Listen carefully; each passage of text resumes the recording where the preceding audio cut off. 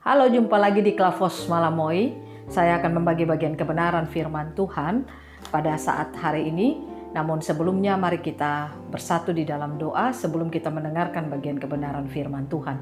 Mari kita berdoa. Kami berterima kasih kepadamu ya Bapa atas seluruh penjagaanmu dan penyertaanmu di dalam kehidupan kami. Kami rindu firman-Mu terus menerangi seluruh kehidupan kami, baik hati kami, pikiran kami, sehingga kehidupan yang kami jalani di dalam hari-hari hidup kami hidup hanya melakukan apa yang Tuhan ingin kami lakukan di dalam sepanjang perjalanan hidup kami.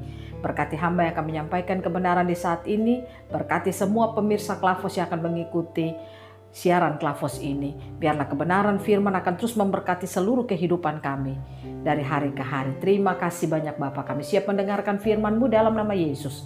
Kami berdoa. Amin. Kita akan membaca bagian kebenaran firman Tuhan bagi kita di dalam kitab Injil Lukas pada pasalnya yang ke-12, ayatnya yang ke-13 sampai ayatnya yang ke-21. Demikian bunyi firman-Nya. Orang kaya yang bodoh. Seorang dari orang banyak itu berkata kepada Yesus, "Guru, katakanlah kepada saudaraku supaya ia berbagi warisan dengan aku." Tetapi Yesus berkata kepadanya, "Saudara, siapakah yang telah mengangkat aku menjadi hakim atau pengantara atas kamu?" Katanya lagi kepada mereka, "Berjaga-jagalah dan waspadalah terhadap segala ketamakan. Sebab walaupun seorang berlimpah-limpah hartanya, hidupnya tidaklah tergantung daripada kekayaan itu." Kemudian ia mengatakan kepada mereka suatu perumpamaan, katanya, "Ada seorang kaya tanahnya berlimpah-limpah hasilnya. Ia bertanya dalam hatinya, apakah yang harus aku perbuat? Sebab aku tidak mempunyai tempat di mana aku dapat menyimpan hasil tanahku." Lalu katanya, "Inilah yang akan aku perbuat. Aku akan merombak lumbung-lumbungku dan aku akan mendirikan yang lebih besar dan aku akan menyimpan di dalamnya segala gandum dan barang-barangku. Sesudah itu aku akan berkata kepada jiwaku, 'Jiwaku, ada padamu banyak barang, tertimbun untuk bertahun-tahun lamanya. Beristirahatlah, makanlah, minumlah dan bersenang-senanglah.' Tetapi firman Allah kepadanya, 'Hai engkau orang bodoh, pada malam ini juga jiwamu akan diambil daripadamu. Dan apa yang telah kau sediakan untuk siapakah itu nanti? Demikianlah jadinya dengan orang yang mengumpulkan harta bagi dirinya sendiri, jikalau ia tidak kaya di hadapan Allah." Demikian jauh pembacaan firman Tuhan. Dikatakan berbahagia setiap kita membaca dan mendengarkannya. Pemirsa, saya mengajak saudara untuk melihat ayatnya yang ke-21. Dikatakan demikian. "Demikianlah jadinya dengan orang yang mengumpulkan harta bagi dirinya sendiri, jikalau ia tidak kaya di hadapan Allah."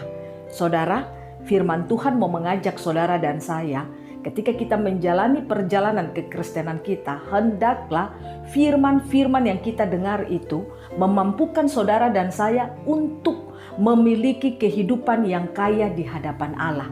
Kaya di hadapan Allah di sini berarti tidak berbicara soal kita memiliki material-material yang ada di dunia ini, tetapi kaya di hadapan Allah itu berarti bahwa saudara dan saya memiliki apa yang dimiliki oleh Allah. Itu yang kita miliki di dalam kehidupan kita. Makanya kita bersyukur ketika kita diberikan firman Tuhan. Karena ketika firman itu diberikan bagi saudara dan saya, tujuannya supaya firman itu menyelamatkan hidup kita. Supaya kita tidak hidup menjadi orang yang penuh dengan kedagingan. Karena kalau kita hidup dalam kedagingan, maka kita akan melakukan dan memikirkan apa yang diinginkan oleh dunia ini. Tetapi kalau kita hidup sesuai dengan firman Tuhan, dan firman itu menyelamatkan hidup kita, maka secara tidak langsung kita akan hidup seperti apa yang diinginkan oleh Allah.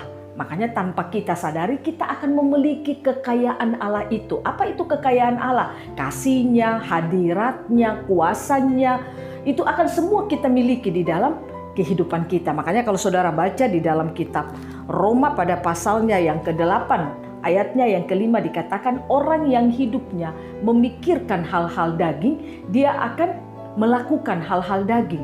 Tetapi kalau orang yang memikirkan hal-hal roh, maka dia akan melakukan hal-hal roh di dalam hidupnya. Artinya, kalau saudara dan saya hidup dalam firman, mendengarkan firman, melakukan kata firman, maka pasti kita akan memiliki pikiran yang bukan hidup berdasarkan kedagingan, tetapi kita akan memiliki kehidupan di dalam roh. Artinya memiliki kehidupan rohani di dalam seluruh perjalanan hidup kita. Nah, saya ingin katakan kepada saudara, mengapa orang tidak boleh memiliki pemikiran yang ada di dalam kedagingan? Karena pemikiran kedagingan itu membuat manusia itu akan hidup dalam ketamakan. Tamak di sini artinya orang yang sudah memiliki segala sesuatu, tetapi dia masih ingin lebih di dalam hidupnya. Orang ingin kaya, ingin memiliki banyak harta, ingin supaya dia terpandang hebat, ingin supaya orang lain mengangkat jempol untuk dirinya. Itu adalah orang yang secara tidak langsung dia tamak di dalam kehidupannya. Karena apa? Dia ingin menimbun segala hal di dalam hidupnya, supaya di dalam hidupnya itu memiliki banyak kelimpahan untuk dirinya sendiri, bukan untuk orang lain. Nah, ini terkadang ada di dalam hidup manusia. Mengapa manusia hidup demikian? Karena pikiran, cara pandang atau pemikiran kedagingan itulah yang membuat dia sering mengalami ketamakan. Tapi kalau pikiran kita ini adalah pikiran roh, maka ketamakan itu tidak akan pernah ada di dalam kehidupan kita.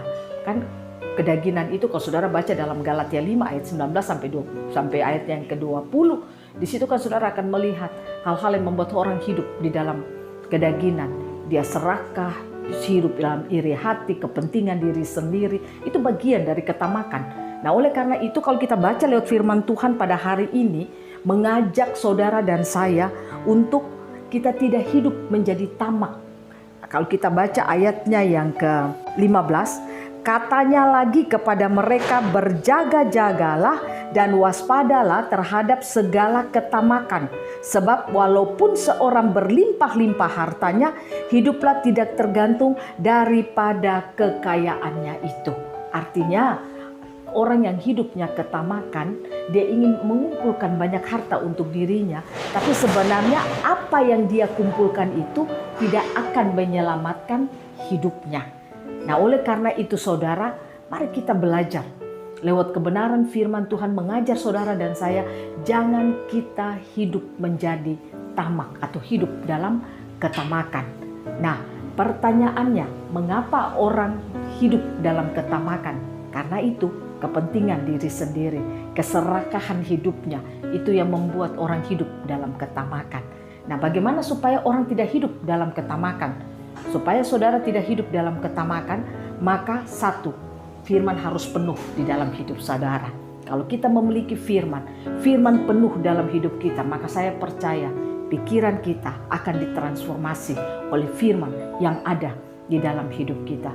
Orang kalau tidak punya firman dalam hidupnya, dia tidak punya kebenaran di dalam hidupnya, maka hal-hal dunia, hal-hal daging itu yang akan menjadi prioritas di dalam kehidupannya. Makanya kita harus suka akan firman Tuhan. Firman harus penuh dalam hidup kita. Yang kedua, bagaimana supaya kita tidak hidup dalam ketamakan? Kita harus merubah cara berpikir kita. Cara berpikir kita, jangan kita berpikir seperti apa yang dikatakan oleh dunia ini.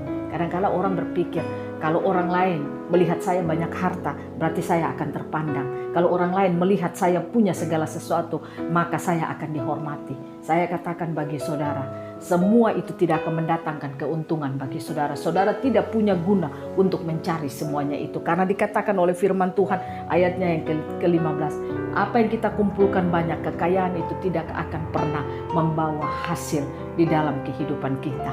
Nah, oleh karena itu saya percaya dua cara ini kalau kita lakukan di dalam kehidupan kita, maka kita tidak akan hidup tamak di dalam kehidupan kita. Mari kita belajar hidupi setiap firman yang kita dengarkan. Lakukan apa kata firman Tuhan dalam hidup kita, sampai apa yang kita pikirkan sesuai dengan apa yang dipikirkan oleh Tuhan. Apa yang kita lakukan sesuai dengan apa yang diinginkan oleh Tuhan. Tuhan Yesus memberkati kita, firman-Nya memberkati kita, memampukan kita hidup seturut apa yang diinginkan oleh Tuhan, sehingga kita akan kaya di hadapan Allah dan kita tidak menjadi orang yang tamak. Tuhan Yesus memberkati kita, firman-Nya jadi berkat bagi kita semua. Amin. Mari kita berdoa. Terima kasih banyak Bapa. Firman-Mu menerangi kami di saat ini, mengajar kami untuk kami tidak hidup tamak. Ampuni kami kalau terkadang kebenaran tidak penuh di dalam hidup kami. Kami sulit menerima firman-Mu, sehingga tanpa kami sadari dalam perjalanan hidup kami hidup dalam ketamakan. Kami ingin segala hal, kami ingin jabatan, kami ingin kaya, kami ingin harta, kami ingin dipuji orang, kami ingin untuk memperoleh status sosial dan lain sebagainya. Dan tanpa kami sadari, semua itu membawa kami untuk hidup di dalam ketamakan. Oleh karena itu Bapa, ajari kami lewat kebenaran firman-Mu untuk kami mau belajar bersyukur dalam segala hal yang telah Kau berikan bagi kami. Sehingga kami tidak berfokus untuk mencari dan mengumpulkan apa yang ada di dunia ini. Tapi biarlah kami hanya berfokus untuk hidup dalam firman, melakukan apa kata firman. Sehingga perjalanan hidup kami akan membuat kami kaya di hadapan Allah. Sehingga kami tidak mengalami ketamakan di dalam hidup kami. Terima kasih Bapa. Terima kasih untuk firman-Mu. Hamba berdoa dalam nama Yesus, Engkau memberkati setiap mereka yang terhubung dengan Klafos Malamoy. Biarlah siaran ini akan memberkati setiap mereka, membawa kami, menuntun kami untuk hidup dalam kebenaran, untuk hidup di dalam terang Kristus. Inilah kami dalam segala syukur kami kepada Tuhan. Di dalam nama Yesus kami berdoa dan mengucap syukur. Amin. Shalom, Tuhan memberkati kita semua.